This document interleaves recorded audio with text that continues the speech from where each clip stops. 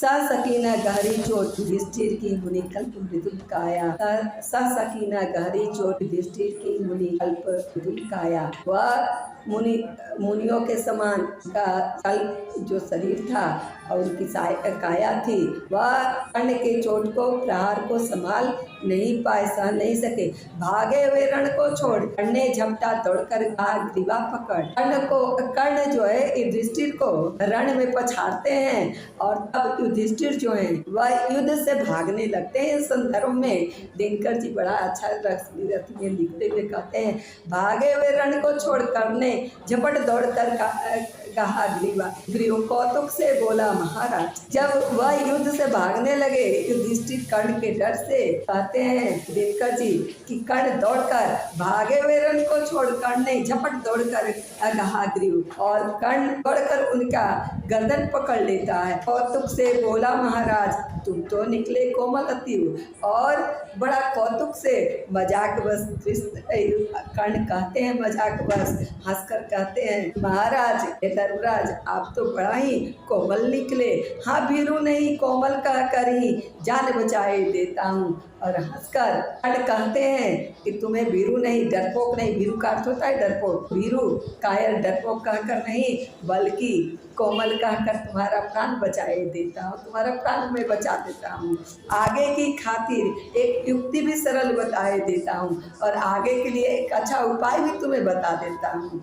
है विप्र आपसे ये धर्म तनु तले कहीं निर्जन वन में। और कहते हैं युधिष्ठिर से मजाक में ही कर्ण कहते हैं, है विप्र आपसे ये धर्म तरु तले कहीं निर्जन वन में। कि आप तो साधु हैं, मुनि हैं, तो आप किसी पेड़ के नीचे जाके अपना धर्म का पालन कीजिए, तपस्या एकांत वन में जाके कीजिए।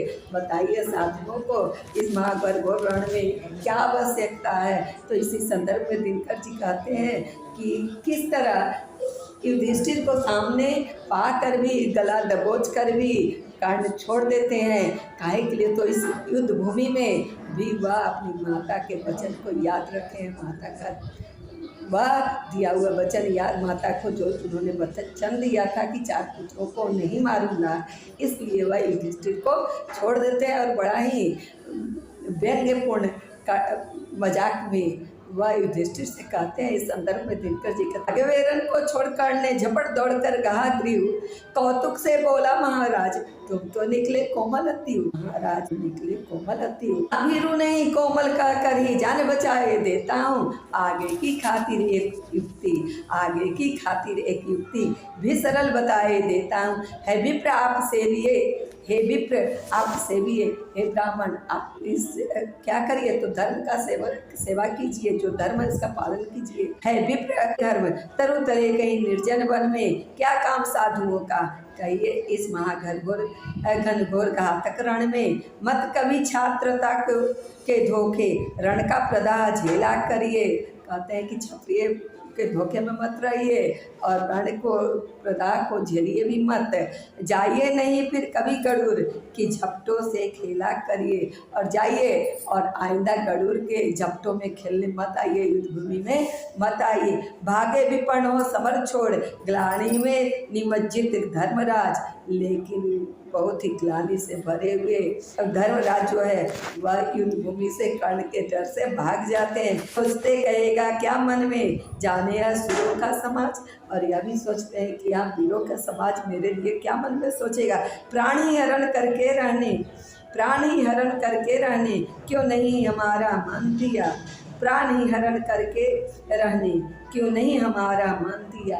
और युधिष्ठिर सोचते हैं कि इस दुष्ट ने, इस कर्ण ने मुझे जान बचाया, वह मेरे प्राण को दान दिया, वह मेरा प्राणी हरण क्यों नहीं कर लिया, मुझे मार ही क्यों न दिया। और जिससे समाज में, वीरों के समाज में मेरा मान तो रह जाता, सम्मान तो रह जाता।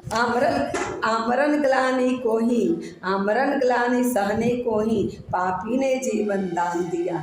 और वह सोचते हैं कि यह पापी जो है हम जीवन भर ग्लानि में रहें, शर्मिंदा रहें, इसलिए ही हमको यह जीवन दान दिया है, मुझे मारा नहीं। समझे न हाय कौन ते कर्ण ने, शंकर जी कहते हैं कि समझे न हाय कौन ते कर्ण ने, छोड़ दिए किस लिए प्राण।